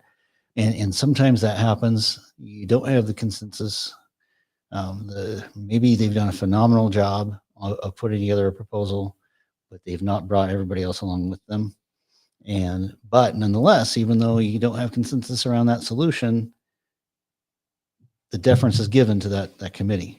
And because so you think that's happening in property tax? I think that's happening somewhat in property tax, because the property tax committee has been meeting for what, 20 years or something now? I don't even know. I was the one no vote on reauthorizing that committee last year, by the way. I just, and it's nothing against anybody on that committee. I just think it's the way it works. They've not gotten anywhere. They just continue and they continue, and there's no macro attempt to address the issue at all. Right. Even though they're probably pretty informed about it. We're going to have Jim Rice on the program here, I think, next month, and we can talk to him about it. But okay, so you're on rev and tax, and you're waiting to see, this issue that people are talking. Why? And it's got to be more than, okay, so the interim committee does its thing, but there's got to be, the committee still exists. It's not powerless to go act. Right. Why is it that Mike Moyle seems to be the only guy that can bring a property tax bill?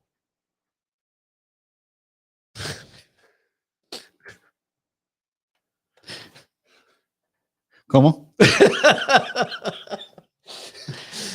I mean, it's just stunning to me. And the last one came within the last week of the last legislative session. Right. And so, meaning the regular part of the session. The regular part of the regular session. And no one understood it.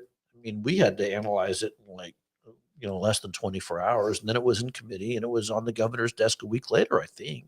Or less. Or less. Yeah. I mean, this is a pretty important topic that it seems as if the House Rev and Tax Committee has not really grabbed in a way that's meaningful and doesn't seem inclined to. I do know that Mike tells people that he ran for the legislature because of tax policy originally, way back in 98. So it's an issue that he's intimately familiar with, and there aren't a whole lot of people in the building who understand it as well as he does, and probably even fewer. Well, I won't say that. But I mean, it's his favorite area, I guess, is what I'll say. And one of his favorite area, one of the things that's not one of his favorites, is the idea of repealing the grocery tax. Right. Where are you on that? I could take it or leave it. I could see the pros and cons. I think that it threatens to create a bureaucracy of literal bean counters at the tax commission. To determine what, in other words, this bean is food, this other bean is not precisely. Food. Yeah. But they're already doing that. I mean, because obviously they figured out a way to go and exempt SNAP from the food stamp. SNAP in parentheses food stamps, what it used to be called, from taxation. Right. So it happens already. And there is a bureaucracy over there. Ask Bruce Gogg about the letter that he got from the tax commission asking him to validate that he's actually an Idaho resident in order to claim his grocery tax credit a few years ago. So somebody over there is Paying watching attention. that and Right. going, okay, you're not entitled to, what is it, $100 or $125? I don't remember the figure. I don't remember either. But also, isn't there, why can't that issue just come to a vote? The House voted on it. It actually passed the legislature and was vetoed by the governor. Oh yeah, I remember that. I Supreme remember Court. that well. Were you there for that? I was there. You were there. I was Okay. there for that. Did you vote for the grocery tax? Yeah, I was even a signer on You were a the signer. or on the lawsuit, I believe. But you're ambivalent about it now. Well, yeah, I mean, we have ways of putting money back in people's pockets. We have a lot of ways to put money back in people's pockets. We put a lot of that money back in their pockets with that bill that came through early, and 600 million. Much of that ongoing, 250 million of that in ongoing tax relief. So there are multiple ways to do it. I would say it definitely ranks below doing something about property tax. If the trajectory of the state continues, then great, we can do that next. But I mean, you have the competitive advantage of retail stores across our border, especially to our west. But then you also have things like the income tax, and just like you said, we're still high, irrespective Very of what you high. might see in certain articles that are run out there. We are high. Our top income, cut up for top income bracket is $12,000 Right. in Very wealthy after 12, right? Taxable You're the income, rich. which Betsy will point out is not $12,000 earned. That's just $12,000 in taxable income. You make at least $20,000 before you're a top earner because of the standard deduction. So you have to out earn a legislator. Right. But point being, we have that competitive advantage to deal with as far as other types of businesses coming into the state, as far as other people coming to work in the state. And we have a new phenomenon of a great demand for services, a great drain on things as far as our tax policy, our infrastructure, people moving in that are either retired or they're retaining their job remotely in another state. And so they're paying income taxes, not to Idaho, they're paying it to another state. And so you have a scenario where, okay, you hate to use the phrase fair share, but I mean, you and I are paying our taxes. So what are they paying? They're not paying Idaho income tax because they don't work in Idaho. And so I think it's up there, but maybe not the most targeted priority. I would say property taxes and finding a way for Idahoans to be able to live in Idaho and afford it is, and I get that's part of the equation, but that's got to outrank it a little. I mean, I thought it would outrank income taxes right now, but maybe not, or maybe something is yet to come. No, I mean, I love the income tax bill. I do. I love the fact that income taxes are. I mean, I'll take any tax relief any way I can get it if it's legit. I don't like the idea of collecting money that doesn't belong to me. Wealth redistribution or something like that, which is part of the reason why the grocery tax credit tied to the grocery tax is problematic, because there is a redistributive component to that. Having said all that, I mean, I really kind of walked in the legislature this session thinking, oh my gosh, this is the year of property tax. Are you concerned that, if I'm Reclaim Idaho, I know what their campaign is going to look like to get their ballot initiative to pass. They'll get it on the ballot. There's no question. I don't think there's any question. They're going to get it on the ballot. They're going to raise that. They're going to create a new top bracket. That new top bracket's going to be back where the income tax was 20 years ago, which is tragic. It's going to punish people for just making a little bit more money. And the argument that the Reclaim Idaho group is going to make is, don't like your property taxes being so high, vote for this proposition. It'll lower your property taxes and it won't cost you anything. That's just such a deal. What a deal. And people will vote for it. And then the legislature is going to be back to, will of the people. Really? We're gonna steal money from people because the people willed it? Interesting. But that's where you are, because without the legislature doing something on property law, don't you worry if that's the case, that the property tax issue is going to continue to fester and people are going to No, respond. absolutely. It's going to hit a breaking point. I mean, from what I understand, that's the way the homeowners exemption got added to the tax rolls back in the late 70s, early 80s in the It first was an place. initiative. It was an initiative. Yeah. It wasn't the legislature that acted. Yeah. And Not the best policy either, but it's the one people have kind of gotten used to. right. Well, and the absence of it in its previous form has caused a massive categorization shift in valuation that has magnified the problem. So what does Greg Chaney do if the Revenue Tax Committee doesn't take up meaningful property tax relief this legislative session? Well, I'm always having conversations with the majority leader, with the chairman about moving something forward. I mean, if it just simply doesn't happen, we come back with another proposal next year. But that has to speak to a breakdown in the process. The thing that people are talking about the most is not getting attention by the legislature, or the legislature adjourns without tackling the issue in a meaningful way. Well, I wouldn't say that the legislature is not addressing it. I'd say the legislature is not getting consensus.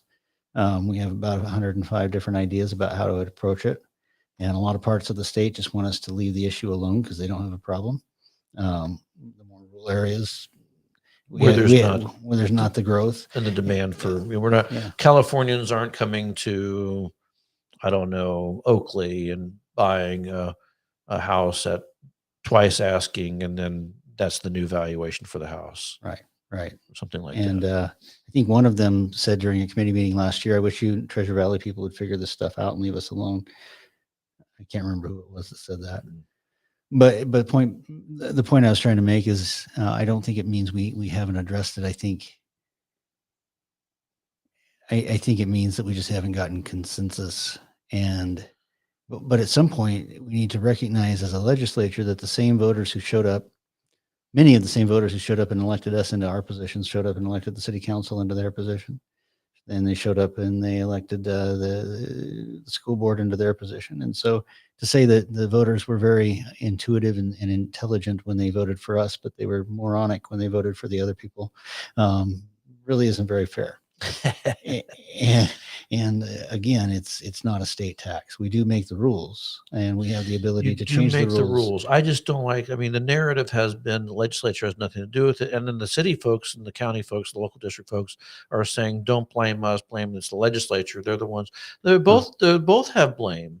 I really think that consolidated taxing districts, I think politically it probably doesn't stand a very good chance because everybody likes their. But that is the right thing to do. But you look at your property tax bill, and you have 10 you're not killed by any one of them. But when you add them all up at the bottom, right? It's okay. Ambulance district, okay, $5. You're a political animal. Your wife's a political animal. You probably know as many elected officials as I do. On your taxing bill with 10 different agencies, there's probably 50 or more elected officials on there. How many of them do you know? Less than Can half. you name, tell me the commissioners for whatever the highway district is that you live in? Do you know? One is Wood. Okay. It wasn't really a test, but right. But anyway, no, but the you point being, don't know all of them. I don't. You don't know the recreation district commissioners, or don't know if you have that. I don't know. Yeah, and there are too many. There's no. Can't remember the cemetery district people. That's buried. That's buried. Okay, love it. Another dad joke. But that is a problem. That diminishes accountability, and then you have this thing that exists where the proportional relationship to the tax levy and the market value. So every year I get to see these newspaper articles from the largest migrant labor force in the country, by the way, is the Idaho News Media. They're here for like 6 months and they're off to a different job. But they write these stories about, they get hired to write for the local paper, and then they go out and they cover city council or county commission, and they write about how these geniuses that you elect at the local level have lowered your levy. Oh, we've lowered the levy. Okay, great. This is the article, Meridian or wherever lowers levy. Yeah, big deal. The market value went up, so the levy naturally went down. Right. Or, they might also look at it and go, they pass an interim budget. They have an original budget, then an interim budget. And then the reporters look at the interim budget and compare it to the new budget. And there's very little change. It's a flat budget. And yet my friends on the Colorado City Council will tell you that when they hold budget hearings, nobody shows up. Well, I mean, I mean, they're probably not wrong that people don't show up for those. It's really stunning. There was one time I wrote an article back in the early days of the Idaho Freedom Foundation. The county was going to take foregone balances to raise property taxes. So I wrote a column that said, show up at the county commission meeting. This is a very serious issue. You need to be there. Ran in the newspaper. And then I show up at the county commission meeting and the place was packed. There were people, wall-to-wall people there. And I'm like, wow, look at me. I wrote this column and people showed up. And so I signed in to testify. And I was like the first person up to go speak. And I'm a Wayne Hoffman. I'm a Canyon County taxpayer.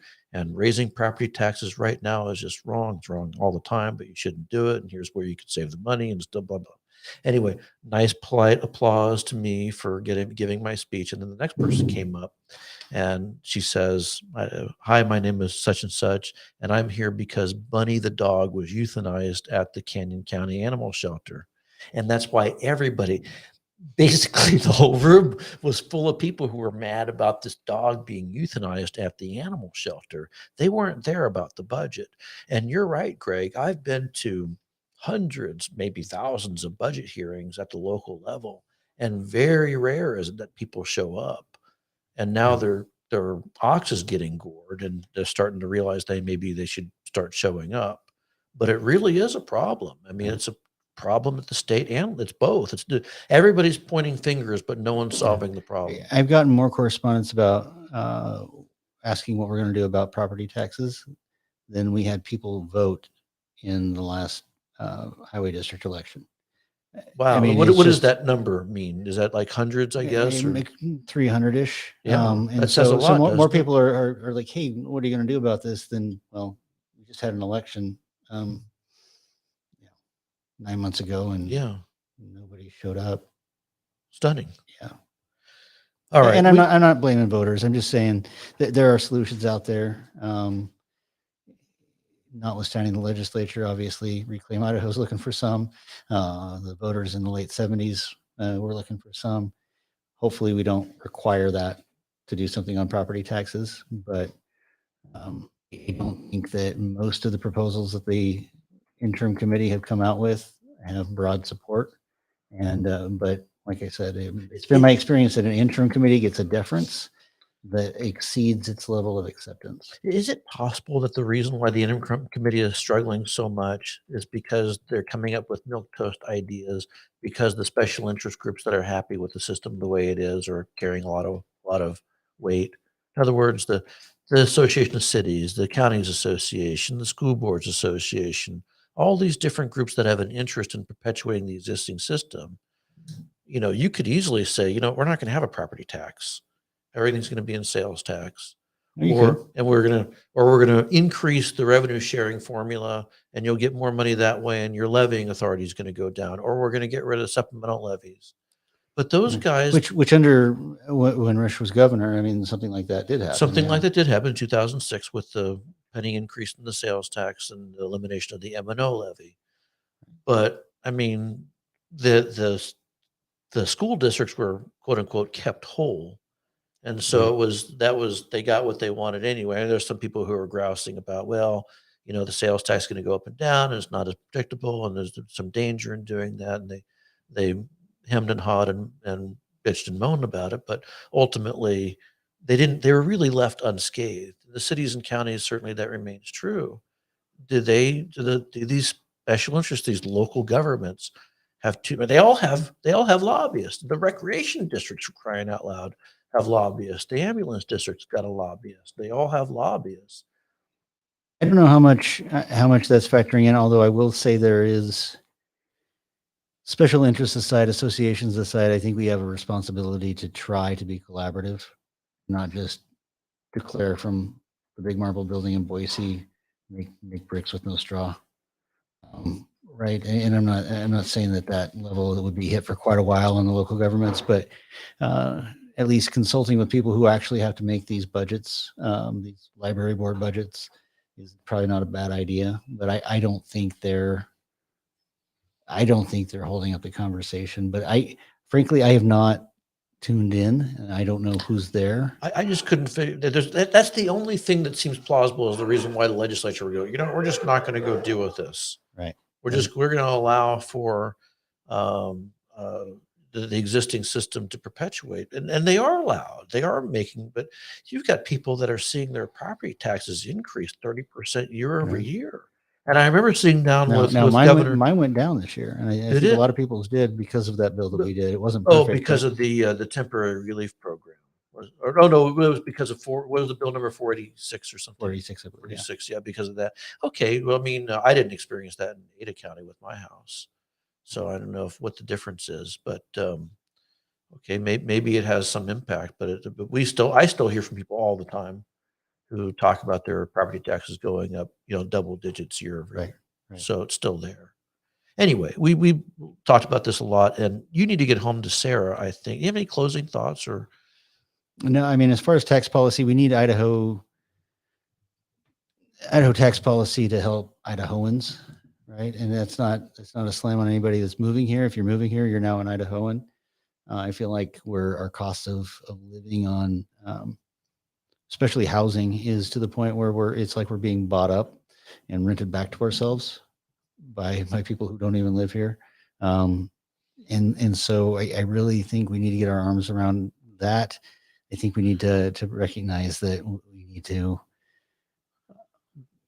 look at tax policy that encourages work in the state, like we have with the income tax bill, and make sure that people who are from Idaho can afford to be from Idaho.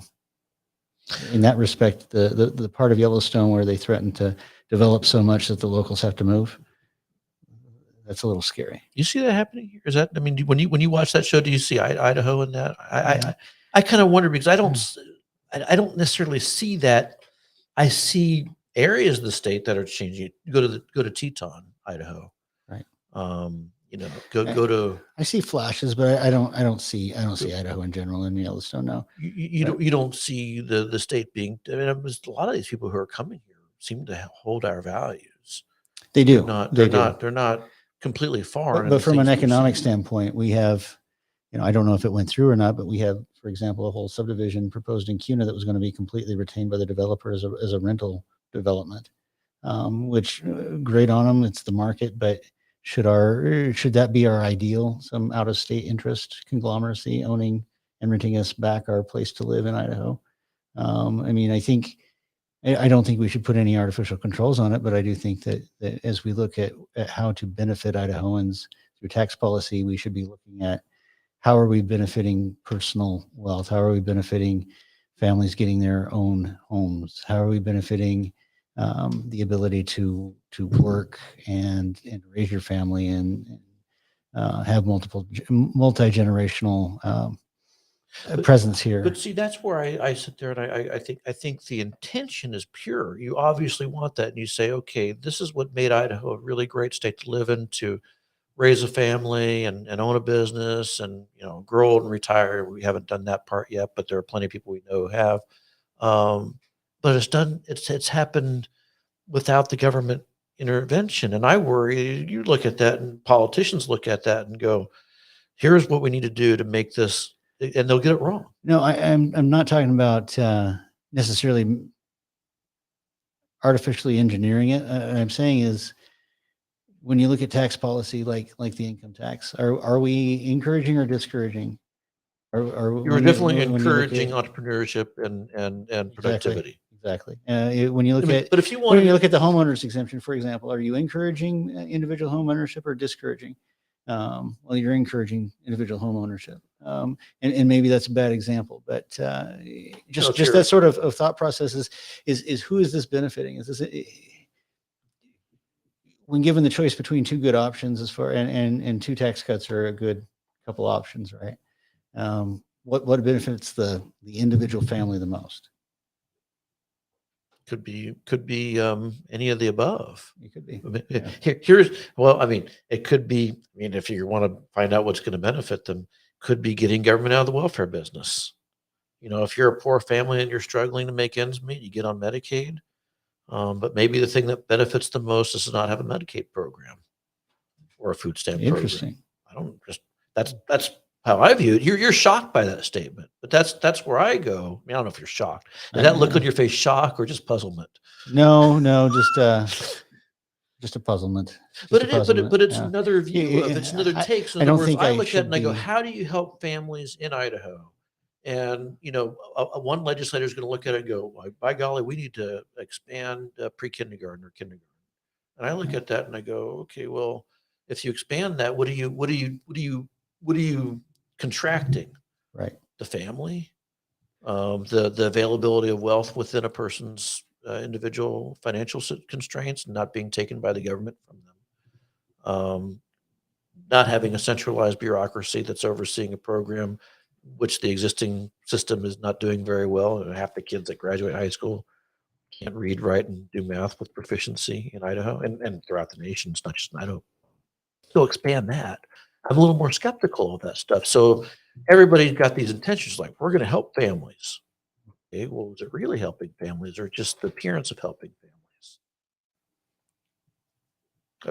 That's a good question. I'm interviewing you. Well, it depends. I guess that depends on topic by topic, obviously. But I'm just skeptical of when government officials sit down and they go, here's how we're going to help. well, I just don't, I've seen it too many times. We're going to create a low income housing program.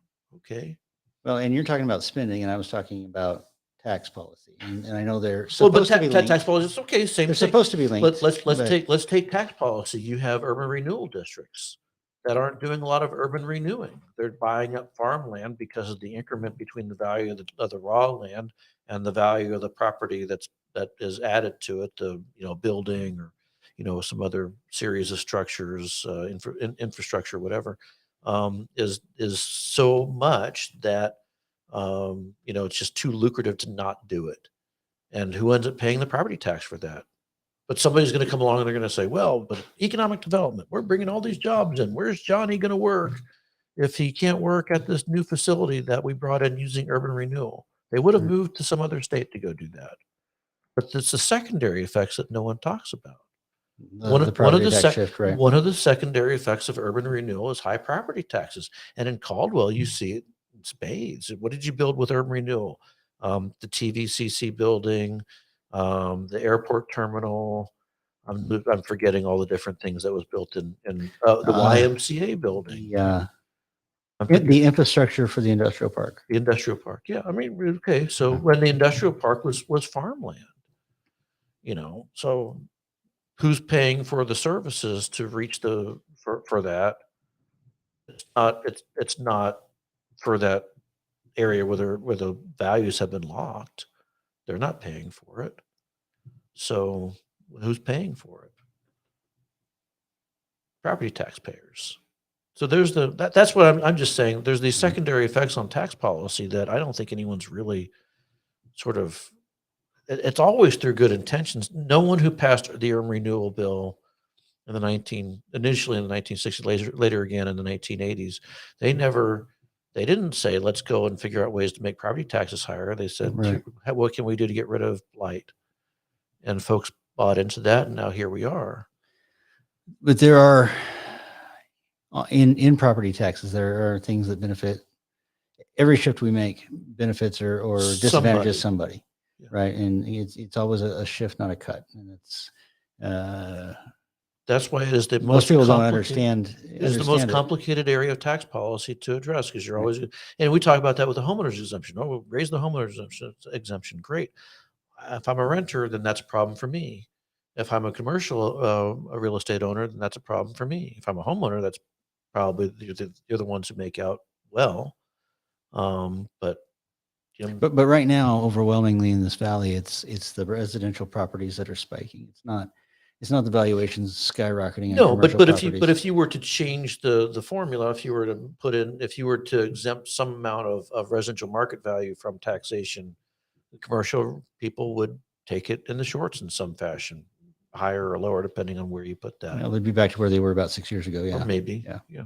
So, and that probably doesn't impress them much. It's a complicated area. Anyway, we've wasted not wasted. No, we haven't wasted. I wonder if we could go on for hours. We could. But you have other places to be, and I probably need to go to bed at some point. And it's like 10 o'clock at night. Wow. kidding. It's probably not that late. Thank you for being on the program. Really appreciate it. Thanks for having me. It's great to have the conversation. We don't agree on everything. It's been fascinating to kind of talk with you over Twitter. A Right. weird way to communicate with a person that I've known for 20 years, but Right. here we are.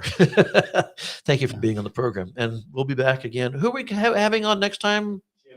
Jim Addis is going to be on the program on Thursday, and I know he's on the Rev and Tax Committee, so I'm not going to screw that one up this time. But so we'll ask him some tax policy questions too, and probably some other things as well. And until then, we'll see you.